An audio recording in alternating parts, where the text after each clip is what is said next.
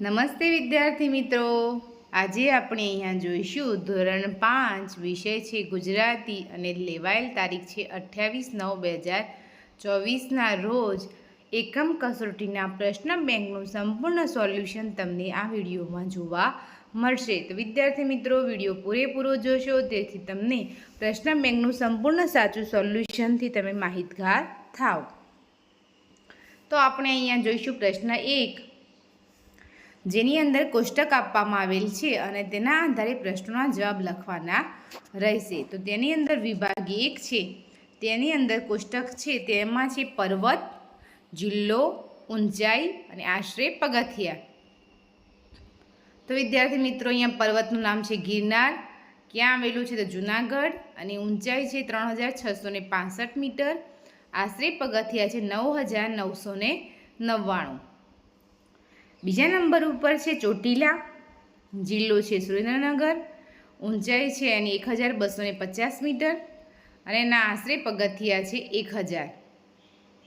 પાવાગઢની વાત છે, પર્વતનું નામ પાવાગઢ અને જિલ્લો છે પંચમહાલ, જેની ઊંચાઈ છે 800 મીટર અને આશરે પગથિયા છે 1500। આરાસુર, બનાસકાંઠા, 480 મીટર ઊંચાઈ છે અને આશરે તેના પગથિયા છે 999। તો વિદ્યાર્થી મિત્રો, આ કોષ્ટકના આધારે આપણે પ્રશ્નોના જવાબ આપીશું। તો તેની અંદર પ્રશ્ન જોઈશું તો સૌથી મોટો પર્વત કયો છે? તો જેની ઊંચાઈ સૌથી વધારે હોય તે સૌથી મોટો પર્વત કહેવાય। તો વિદ્યાર્થી મિત્રો, કોષ્ટકની અંદર તમે જોઈ શકો છો ગિરનાર છે તેની ઊંચાઈ 3665 મીટર છે, સૌથી વધારે। તો સૌથી મોટો પર્વત કયો થશે? ગિરનાર। તો આપણે જવાબમાં લખીશું કે ગુજરાતનો સૌથી મોટો પર્વત ગિરનાર પર્વત છે। 2, બનાસકાંઠામાં આવેલા પર્વતની ઊંચાઈ અને પગથિયા કેટલા છે? તો બનાસકાંઠામાં આવેલા પર્વતની ઊંચાઈ છે 480 મીટર અને પગથિયા છે 999।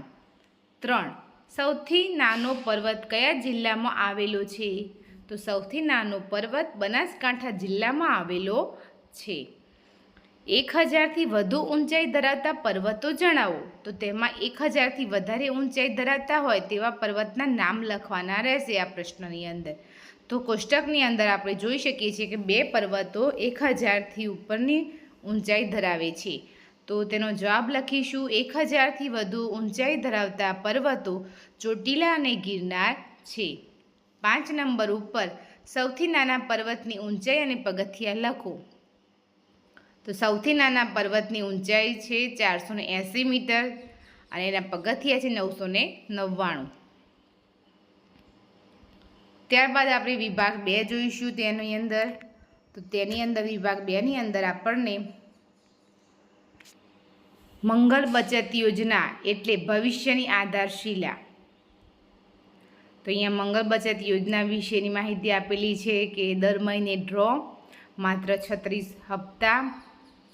36 હપ્તામાં ડ્રોમાં નંબર ના લાગે તો પૈસા પાછા, ડ્રો લાગે તેને 10 ગ્રામ ચાંદીનો સિક્કો ફ્રી, અને તેની સૂચના છે કે 1 થી 10 તારીખમાં માસિક રકમ જમા કરાવી, 2 ફોટા, આધાર કાર્ડ, ચૂંટણી કાર્ડ ફરજિયાત, બાળકોનું બેંક ખાતું વિનામૂલ્યે ખોલી આપવામાં આવશે।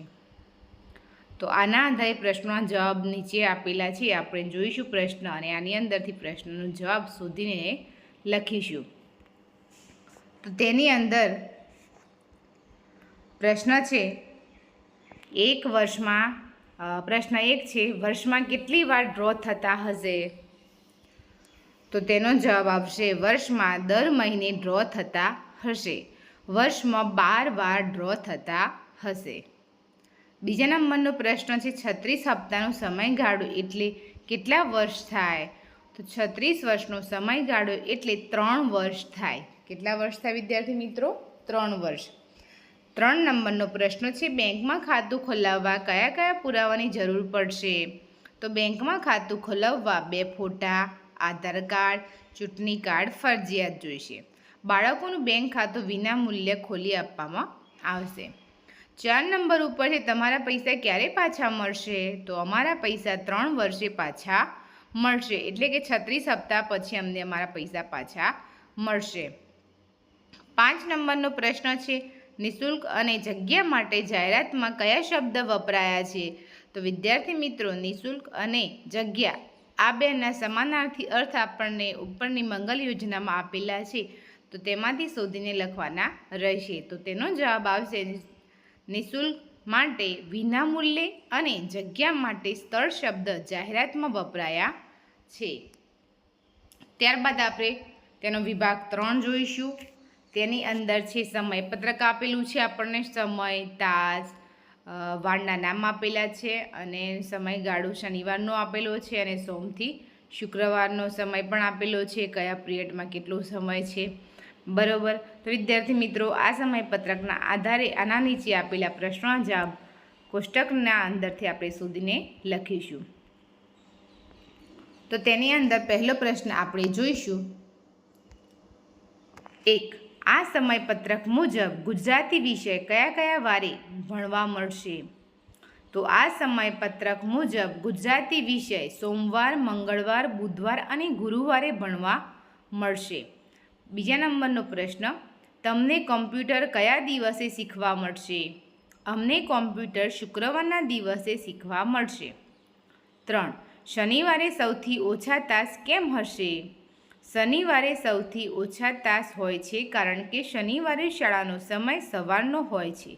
શનિવારે શાળામાં સમય 7:30 થી 11:15 હોય છે. 4 નંબર પર મંગળવારે મધ્યાહન ભોજન બાદ શિક્ષક કયો વિષય ભણાવશે? તો કોષ્ટકના આધારે આપણે જોઈશું. તો મંગળવારે મધ્યાહન ભોજન બાદ શિક્ષક સૌની આસપાસ વિષય ભણાવશે. 5. જો બાળકો બુધવારે રંગપૂર્ણિ કરશે તો ગાયન અને વાદન કયા વારે કરશે? જો બાળકો બુધવારે રંગપૂર્ણિ કરશે તો ગાયન અને વાદન ગુરુવારે કરશે. ત્યારબાદ પ્રશ્ન 2 છે. તેની અંદર છે આપેલા પ્રશ્નોમાંથી સાચો વિકલ્પ પસંદ કરીને કોઈ પણ 5 પ્રશ્નોના ઉત્તર લખો. તો વિદ્યાર્થી મિત્રો, અહીંયા બધા જ પ્રશ્નોના જવાબ આપણે મેળવીશું, પરંતુ આ પ્રશ્નની અંદર વિકલ્પ પસંદ કરવાનો કીધો છે. તો અહીંયા અ અને બ 2 વિકલ્પ આપવામાં આવેલા છે, તેમાંથી એક વિકલ્પ સાચો હશે, એ તે શોધીને લખવાનું રહેશે. 1 નંબર ઉપર છે 8:30 સુધીમાં તો ભીડ થવા લાગી. તો અ અને બ વિકલ્પમાંથી સાચો વિકલ્પ છે અ. 8:30 વાગે લોકોનું ટોળું એકઠું થયું. જે પીળા કલરથી કરેલ છે એ વિકલ્પ સાચો છે. બરાબર. તો 2 નંબર ઉપર છે એ પુરુષ એકદમ ટાપટીપવાળો હતો. તો તેમાં સાચો વિકલ્પ બ. એ માણસ એકદમ સુઘડ હતો. 3 નંબર ઉપર તેમની વાત મારા કાને પડી. તો તેમાં અ વિકલ્પ તેમની વાત મને સંભળાઈ. 4 નંબર મારે આ વાતમાં પડવું જોઈએ. તો તેમાં બ. મારે આ વાતમાં રસ લેવો જોઈએ. 5 નંબર પર મારી બહેનપણીના પાકીટમાંથી કોઈ કાર્ડ તફડાવી ગયું. તેમાં અ વિકલ્પ સાચો છે. મારી બહેનપણીના પાકીટમાંથી કોઈએ કાર્ડ ચોરી લીધું. 6 નંબર ઉપર નર્સિંગ એપાર્ટમેન્ટમાં આવતા બંબાવાળાને વાળ ન લાગે. તો અ વિકલ્પ સાચો છે. બંબાવાળા તરત આવી ગયા. 7 નંબર ઉપર વસંતરાય બિચારાના ગાભરા થઈ ગયા. તો તેમાં બ. વસંતરાય બહુ જ ગભરાઈ ગયા. 8 નંબર ઉપર હું રાડ પાડતો જાગ્યો. તો તેમાં બ. હું બૂમો પાડતો જાગ્યો. 9 નંબર પર મારી તકલીફ કોની પાસે ગાઓ. તો તેમાં અ વિકલ્પ સાચો છે. મારી મુશ્કેલી કોને કહેવી. ત્યારબાદ 10 નંબર પર તરલિકાએ ગરોળીને દૂર ફંગોળી દીધી. અ વિકલ્પ સાચો. તરલિકાએ ગરોળીને દૂર ફેંકી દીધી. 11 આટલો તડકો પણ એમનાથી ખમાતો ન હતો. તો અ. આટલો તડકો પણ એમનાથી સહન નહોતો થતો. 12 નંબર પર તરલિકાના બાને તેને પરણાવવાની હોશ હતી. બ. તરલિકાના બાને પરણાવવાનો ઉમંગ હતો. 13. એમના કાન કૂતરા જેવા સરવા. બ. એમને ધીમેથી બોલાયેલું પણ સંભળાતું હતું. 14 નંબર પર બાપુજી ઉંમર થાય છે એમ નાના ને નાના થતા જાય છે. તો વિકલ્પ બ. બાપુજીની ઉંમર હોવા છતાં દેખાતી નથી. 15. એણે હકારમાં ડોકું હલાવ્યું. તો સાચો વિકલ્પ અ. એણે માથું હલાવીને હા પાડી. હવે પ્રશ્ન 3 છે, તેની અંદર છે કૌંસમાંથી યોગ્ય વિકલ્પ પસંદ કરીને ખાલી જગ્યા પૂરો. તો વિદ્યાર્થી મિત્રો, પ્રશ્ન 3ની અંદર વિભાગ 1 છે, તો તેમાં આપેલ છે કૌંસ, એની અંદર શબ્દ છે ચૂપાચૂપ, લાવો, ગોટા, છાલ અને તરસ. તો ખાલી જગ્યાનું વાક્ય વાંચીને તેમાંથી યોગ્ય વિકલ્પ પસંદ કરી અને ખાલી જગ્યામાં પૂરવાનો રહેશે. તો તેની ખાલી જગ્યા કૌંસના શબ્દોના આધારે આપણે પૂરેલ છે તે જોઈશું. તો તેમાં 1 નંબર ઉપર છે ઝાડ પર વાંદરા કરે હુપા હૂપ, ફળ ફૂલ ખાઈને બેઠા ચૂપાચૂપ. 2. મેહુલિયા ધરતી પર ખૂબ વરસ, જીવજંતુને લાગી તારી તરસ. 3. દાદાને માથે મોટી ટાલ, જ્યાં ત્યાં ન ફેંકશો કેળાની છાલ. 4 નંબર ઉપર છે હાથીના કાન તો સૌથી મોટા, મમ્મીએ બનાવ્યા મેથીના ગોટા. 5. મામા વહેલા વહેલા આવો, મીઠી મીઠી મીઠાઈ લાવો. તેવી જ રીતે હવે વિભાગ બીજો જોઈશું. તેની અંદર કૌંસમાં શબ્દ આપેલા છે આવ્યા, પ્યારો, હીરો, જાય, ભીંગડા. આ શબ્દના આધારે આપણે અહીંયા ખાલી જગ્યા પૂરીશું. તો તેમાં 1 નંબર ઉપર છે વાંદરાભાઈ તો મોબાઈલ લાવ્યા, ફોટા પડાવવા મોરભાઈ આવ્યા. 2. ગાવલડીને માથે મોટા શિંગડા, માછલીને શરીરે કેવા ભીંગડા. 3. મારા ઘરે છે સફેદ ગાય, વહેલી ઉઠી ચરવા જાય. 4. એવો રૂડો મારો વીરો, જાણે મોંઘા મૂલો હીરો. 5. ગુજરાતનો ગરબો કેવો ન્યારો, દેશ વિદેશમાં લાગે એ પ્યારો. ત્યારબાદ તે જ રીતે વિભાગ 3 છે, તેની અંદર કૌંસમાં શબ્દ આપેલા છે લાકડી, ભાગી, ડરાવે, પાડું અને વાડ. તો આ 5 શબ્દનો ઉપયોગ કરીને આપણે વિભાગ 3ની ખાલી જગ્યાઓ પૂરીશું. તો અહીંયા વિદ્યાર્થી મિત્રો પહેલા નંબર પર જોઈશું પર્વતને માથે મોટા ઝાડ, ખેતરમાં ફરતે કાંટાની વાડ. 2. મને ભાવે મીઠા લાડુ, ભેંસનું બચ્ચું તે પાડું. 3. લેસન મમ્મી રોજ કરાવે, ના કદી અમને ડરાવે. 4. બિલ્લી માસી આવી, ઉંદર સેના ભાગી. 5. ખાવામાં છે ગુણકારી કાકડી, દાદા પાસે નાની લાકડી. ત્યારબાદ હવે પ્રશ્ન 4 જોઈશું વિદ્યાર્થી મિત્રો. તેમાં સૂચના છે કોઈ પણ એક વિભાગ પસંદ કરી માગ્યા મુજબ વાક્ય બનાવીને લખો. તો વિદ્યાર્થી મિત્રો, અહીંયા કોષ્ટક આપેલું છે, તેની અંદર લાલ અક્ષરથી લખેલ છે તે જવાબ છે અને કાળા અક્ષરથી લખેલ છે તે પેપરની અંદર આવેલ છે. બરાબર. તો અહીંયા કોષ્ટકમાં છે પહેલાં, અત્યારે અને પછી. તો પહેલા વિભાગમાં પહેલાં એટલે ક્રિયા પહેલાં થઈ હશે, અત્યારે એટલે ચાલુ છે અને પછી એટલે થવાની છે ક્રિયા. આ રીતે વર્તમાનકાળ, ભૂતકાળ અને ભવિષ્યકાળના વાક્યો બનાવવાના રહેશે આની અંદર. તો આપણે અહીંયા હવે જોઈશું. તો વિભાગ 1ની અંદર પહેલામાં છે ગઈકાલે અમે પિકનિક ગયા હતા.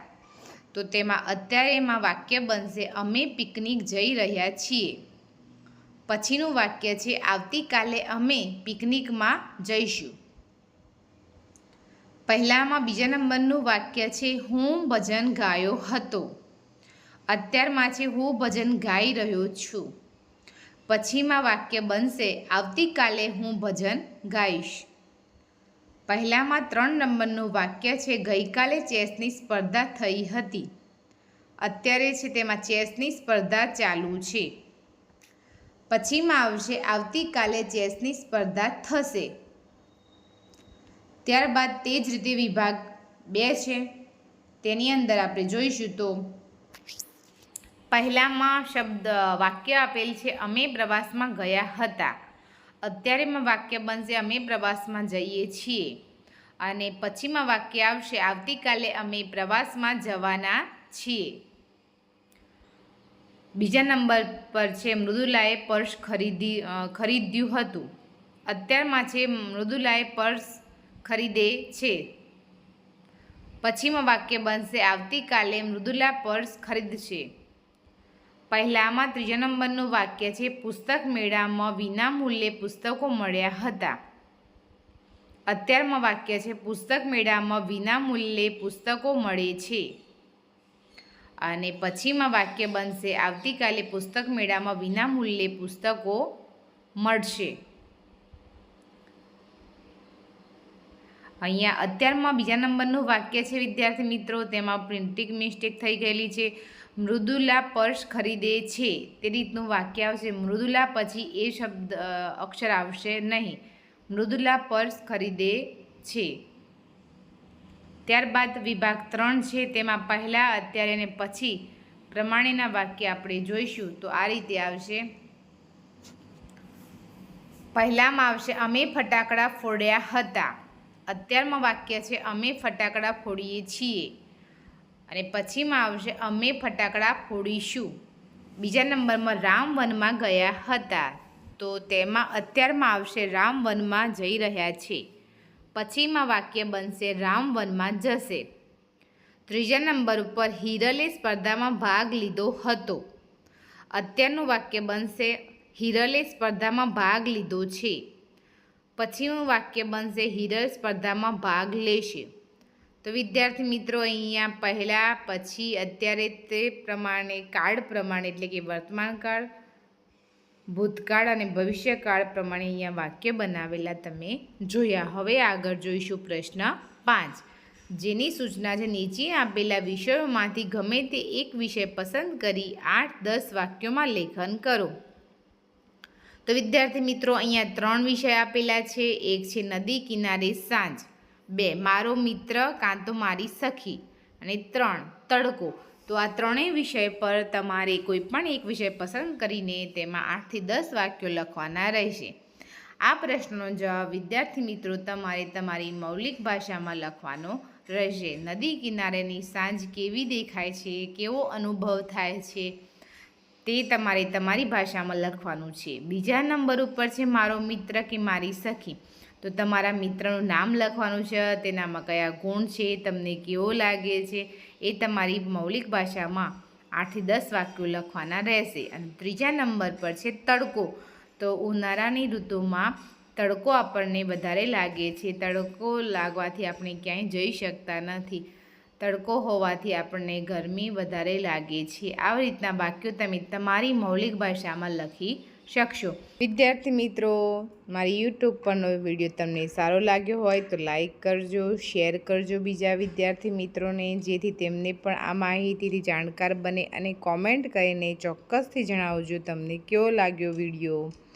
મારી યુટ્યુબ ચેનલ પર પહેલીવાર વિડીયો જોઈ રહ્યા હોય તે મિત્રો મારી યુટ્યુબને સબસ્ક્રાઈબ કરવાની જો બાકી હોય તો સબસ્ક્રાઈબ કરી દેજો, જેથી અવનવા પેપર સોલ્યુશન, વાર્ષિક પરીક્ષા, સત્રાંત પરીક્ષા, તેના સિવાય પણ સ્વાધ્યાય પોથીનું સોલ્યુશન હું લઈને આવું તેની માહિતી તમને મળી રહે. તો મારી યુટ્યુબ ચેનલને સબસ્ક્રાઈબ કરવાનું ભૂલતા નહીં.